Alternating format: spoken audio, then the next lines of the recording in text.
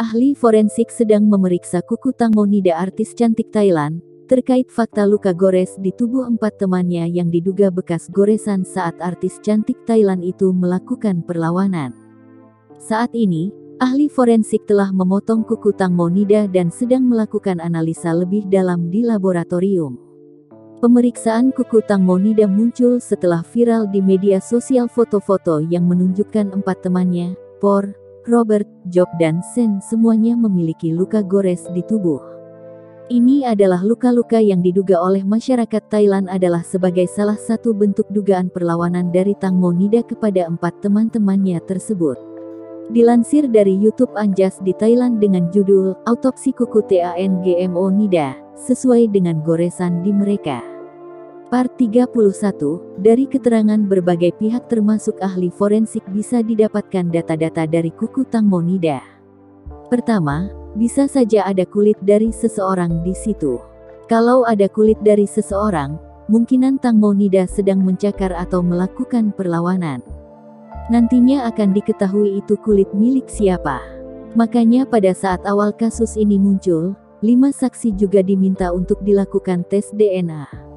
Tapi yang aku juga agak sedikit ragu dari analisa mengenai kuku ini adalah karena ini sudah beberapa hari baru dilakukan. Tapi aku tidak tahu juga apakah tim otopsi mengambil kuku-kuku Tang Monida sehari setelah ditemukan jenazah tersebut atau diambil baru-baru ini saja, kata Anjas. Karena kalau di Indonesia, kita belajar dari kasus lain, kuku jenazah itu sudah dibersihkan yang bisa menghilangkan jejak-jejak orang-orang yang terlibat. Kedua, dari visum. Dari visum sudah dikatakan bahwa itu luka-luka lama dari para saksi yakni teman-teman Tang Monida. Tapi, itu bisa dilihat dari karakteristik kuku Tang Monida dibandingkan dengan luka-luka para saksi teman-teman Tang Monida tersebut.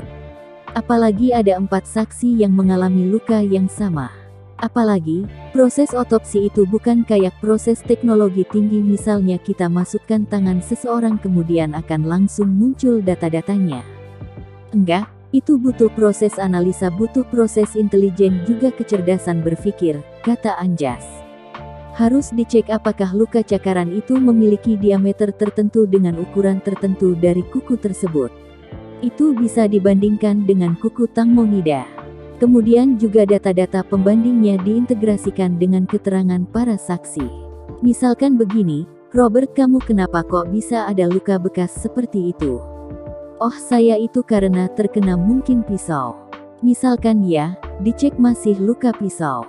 Kan akan dicek, masa kok luka pisau seperti ini? Nah, keterangan-keterangan ini yang dicocokkan apakah sesuai atau tidak, ujarnya. Menurut Anjas, ada 5 alat bukti yaitu keterangan saksi, keterangan terdakwa, keterangan ahli, petunjuk dan juga surat. Ini adalah satu kesatuan yang notabene dibutuhkan. Surat itu sejenis BAP berita acara pemeriksaan tapi hasil penelitian dari keterangan ahli, ujarnya. Ada juga keterangan dari asisten ahli forensik yang mengatakan bahwa ada 22 titik di tubuh Tang Monida yang ada lebam-lebam.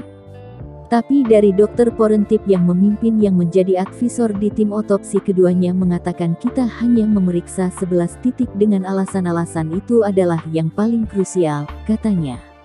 Bahkan dokter forensik menyampaikan di media Thailand sebenarnya tidak perlu melakukan otopsi lagi karena alasan jasad Tang Monida sudah diformalin. Jadi sudah banyak hal-hal yang sudah tidak sama seperti keadaan awalnya. Menurutnya, cara mengambil data-data yang bisa membuat sesuatu hal yang lebih untuk verifikasi cukup dengan foto-foto dan juga beberapa bukti-bukti yang sudah dikumpulkan di saat penemuan jenazah Tang Monida. Dokter forensik mengatakan hal seperti itu namun masyarakat mengatakan itu tidak maksimal. Kalau melihat luka-luka dari 4 saksi, sudah ada konfirmasi itu luka lama.